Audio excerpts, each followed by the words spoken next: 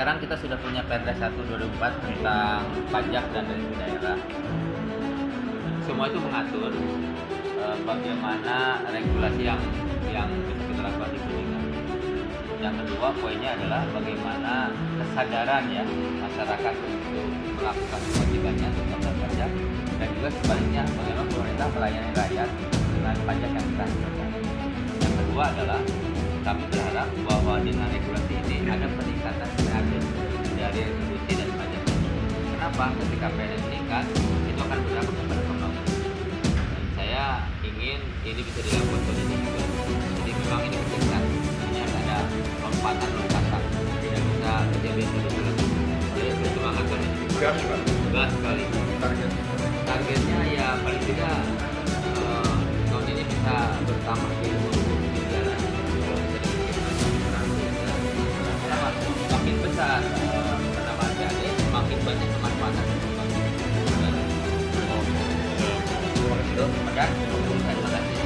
Pak Penda akan berusaha mati-matian semampu kita, sekuat kita, seoptimal kita. Apa yang disampaikan oleh Pak PJ Bupati Kuningan akan kita pekerjakan, bahwa tidak lagi mengejar target tapi harus ada loncatan.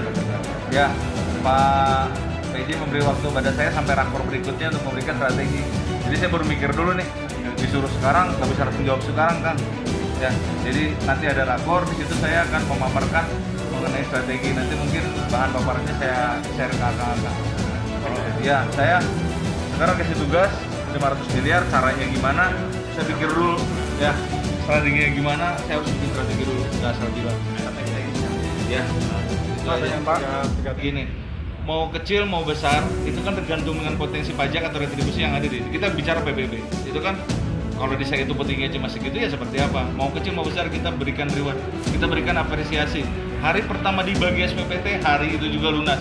Itu udah kesungguhan masyarakat Kuningan. Bayangin sama Depok yang kemampuan pemenuhan PBB-nya cuma 55,71, sedangkan kita di angka 100%, bahkan lebih dari 100%.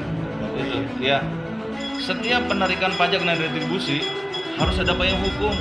Kalau mereka salah, seperti satu contoh, PPAT dalam menentukan harga BPHTB dulu NOPTKP, nilai objek pajak tidak kena pajak, itu 60 juta.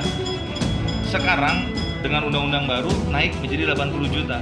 Kalau mereka nggak dikasih tahu dan mereka masih menetapkan 60 juta, itu kan salah. Jadi untuk penarikan pajak dan retribusi harus ada payung hukum. Jadi kenaikannya di segmen apa aja Pak? Kenaikan sebetulnya banyak penurunan ya. Penurunan Pak? Banyak penurunan.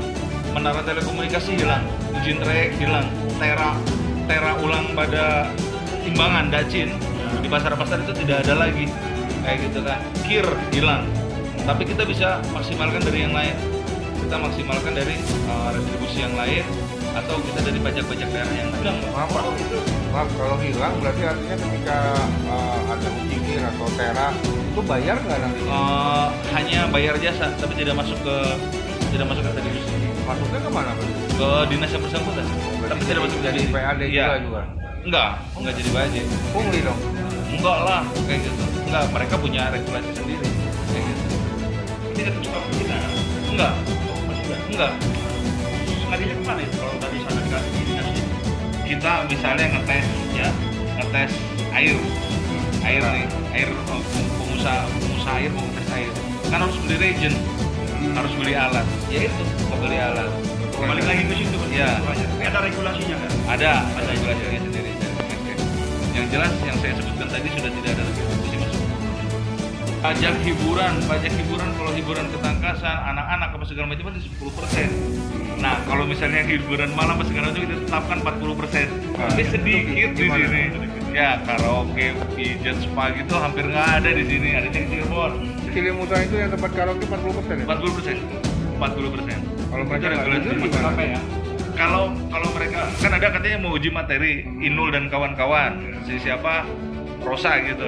Ya kita tunggu uji materi. Kalau misalnya di Mahkamah Konstitusi dia ternyata diganti, ya kita turunkan juga. Ada beberapa pasal yang akan bisa diturunkan melalui Perbu. Kuningan.